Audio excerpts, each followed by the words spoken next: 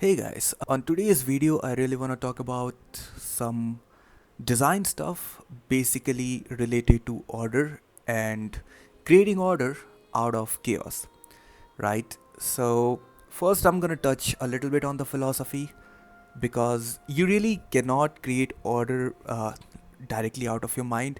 You need some chaos, and which currently I'm doing right now. Like, I'm putting a lot of spears and stuff on random places. You might think it's randomized, but what I'm really trying to do is I'm trying to place spears on some calculated areas in order to create some chaos, and you cannot really chaos without the existence of order. So they are kind of interdependent on each other. The kind of yin and yang symbol that you might have seen in movies. You know so the order that I'm referencing this chaos from is really the reference images that you just saw on pure ref, which is basically nature, right? I had some images of alligator snapping turtle, some baskin sharks, some deep sea creatures, some lobsters, some crustaceans, etc. So now, since I have the images established, I'm trying to create some kind of chaos.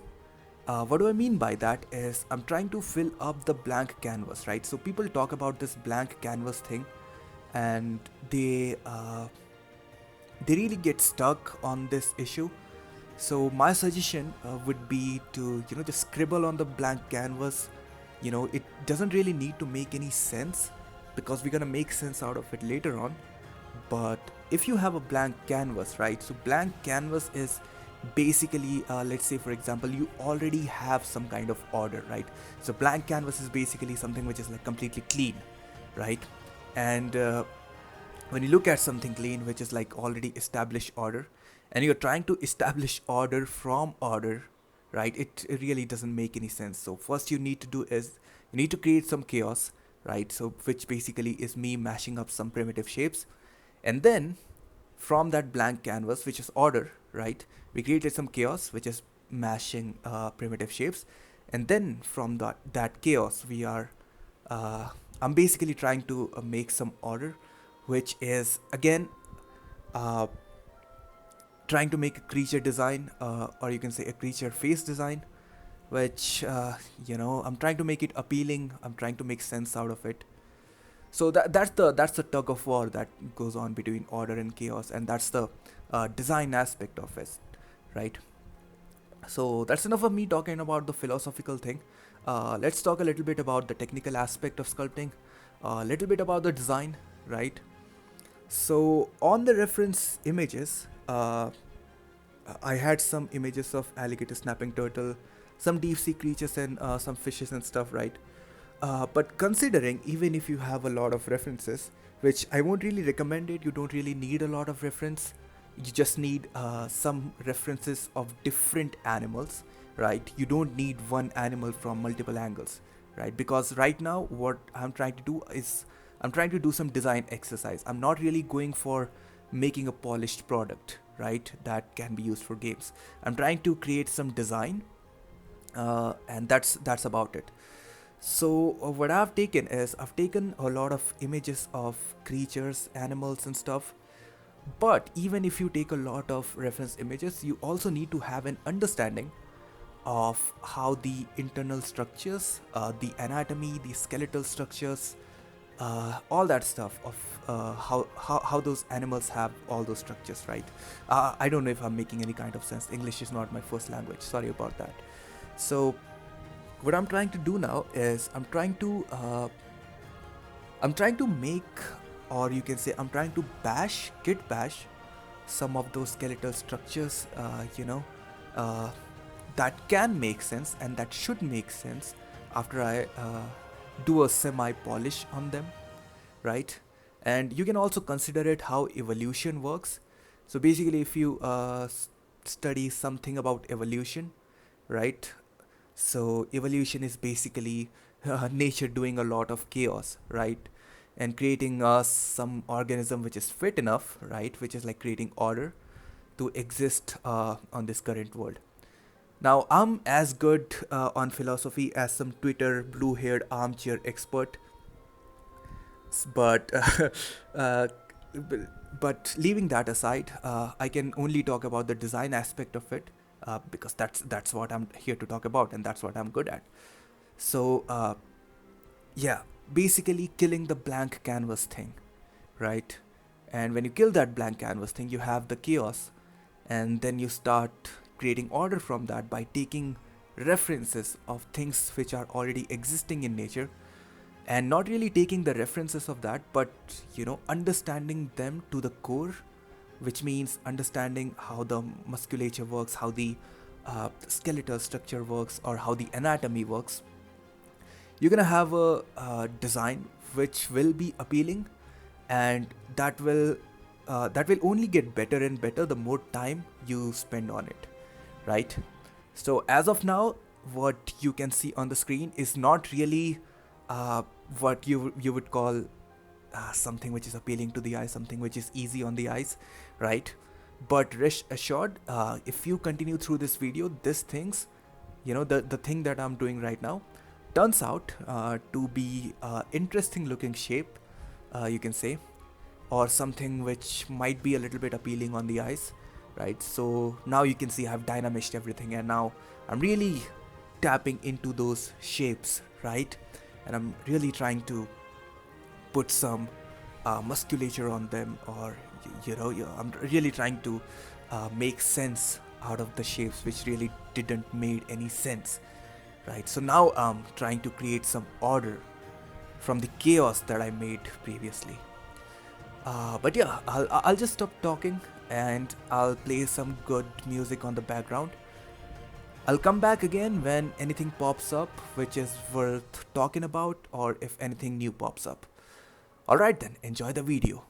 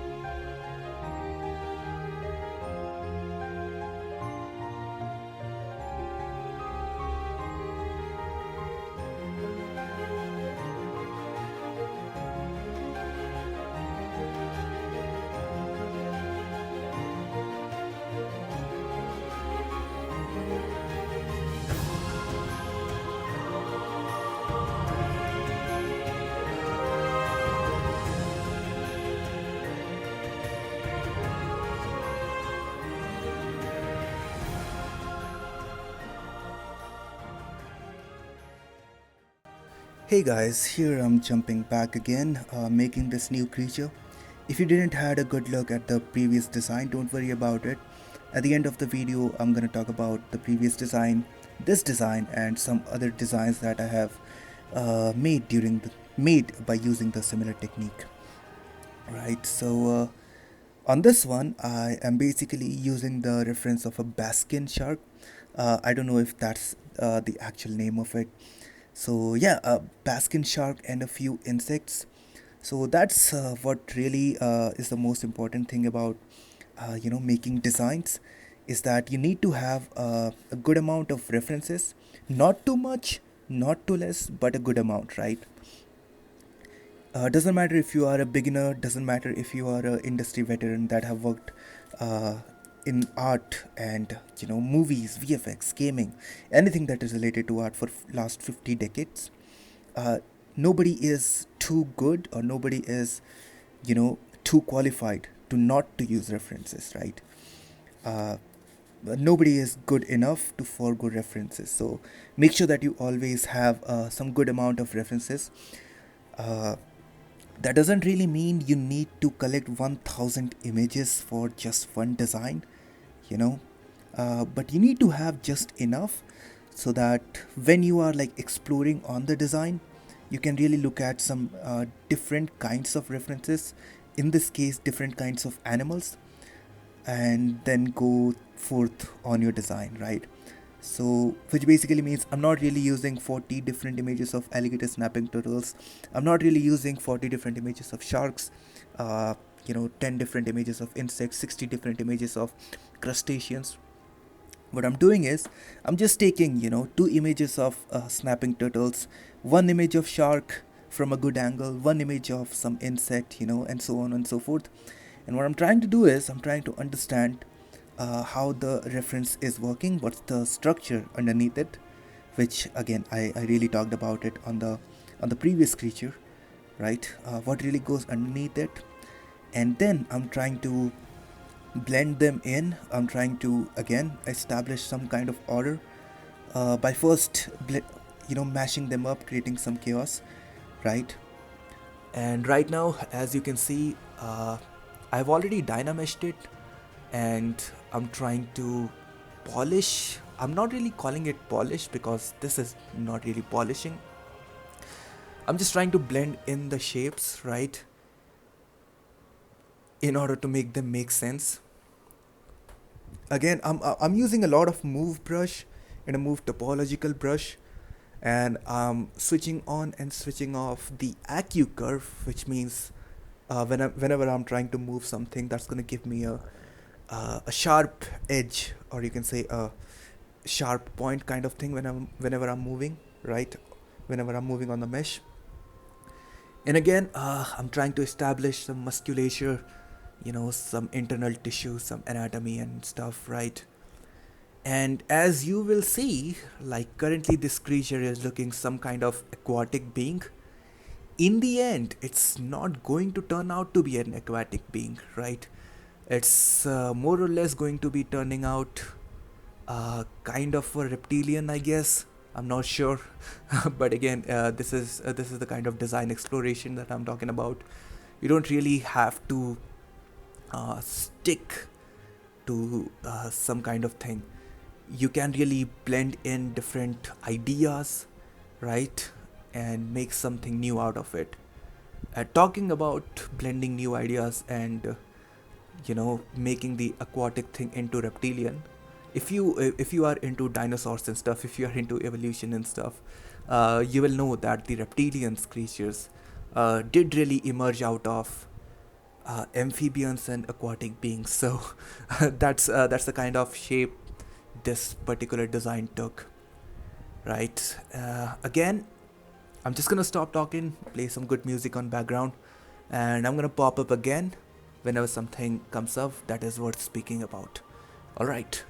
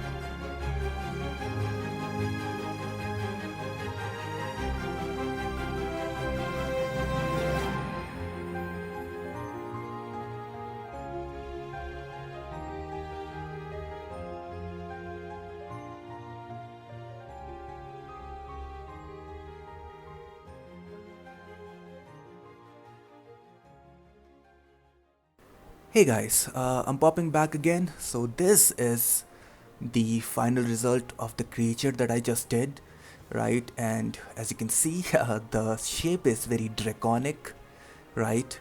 It have the kind of protrusions which will be coming out of the skull. The backside is still looking a little bit of fleshy. That's because not enough polishing is being done there, right? Not enough polishing is being done on the whole creature because this is basically an exploration design, a design exploration, sorry.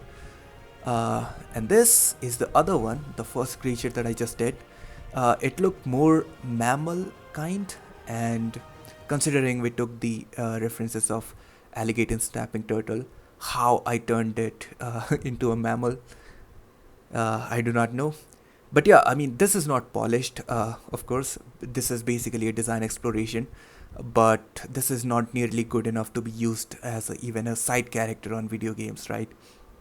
But considering if I can spend like a day on it, right, really tapping into all those silhouette changes and stuff, I can really polish it. Okay, this one, it's basically another creature that I created using the exact same techniques. This is a lot more alien-ish looking, and as far as I can remember, this was created by bashing up two different kind of characters, right? And here you can see this could be considered its nose, I guess. Yeah, it doesn't have eyeballs. I do not know why. I kind of deleted it. And you can see the kind of residues that is remaining on the back side of the neck, right? The horns, the cheeks, they also look kind of weird. Okay, this is the other one, right? So this one, you might have some deja vu from Warframe if you have played that game, right? Using the same techniques, same method, kit bashing stuff and creating something meaningful out of it.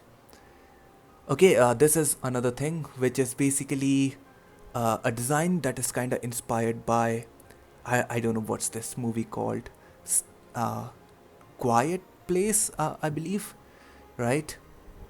You can see how this creature doesn't have eyes, it just have sensors or ears to get sound from. And yeah, this one is the other creature, right? With the eyeballs, of course. And the way I made this one, let me just pull it out, right? So you can see this is basically the same face structure with some extra cheekbones protruding out. That they're not really bones, they are like uh, I don't know, some kind of membrane protruding out. And the way I made it is, if I just turn on this creature right here, uh, yeah, there you go.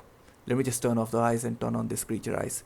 So yeah, this is another creature which Last of Us 2 clickers kind of thing, right? And also maybe a little bit mixed from, I don't know, Warframe maybe. So yeah, another design, and by mixing this one and the previous design, you get the kind of mix that I was really talking about. But yeah, these design really took me, you know, 45 minutes to 1 hour each, and by using the same techniques throughout. Okay, and if you spend a little bit more time on this, polishing those design, polishing polishing those shapes, you can create really great results. If you want to create some characters or some creatures for your portfolio or something. uh, but yeah, that's how I really try to approach my designs whenever I'm doing any kind of character that is completely original, doesn't need to be based on any kind of references or 2D artwork created by some other artist. Even though I do that a lot. I mean, in my channel you can see a lot of the sculpts that I have made. I have mentioned a few artists whose references, or say for example whose concept art that I have took as references. But yeah, I'll leave it at that, right? I hope you find this video helpful. I hope you find you know the way of the way that I approach design useful, and I hope that it really helps if you are trying to, create some of your own custom designs and stuff on creatures. All right, this is Vineet, and I'm signing out.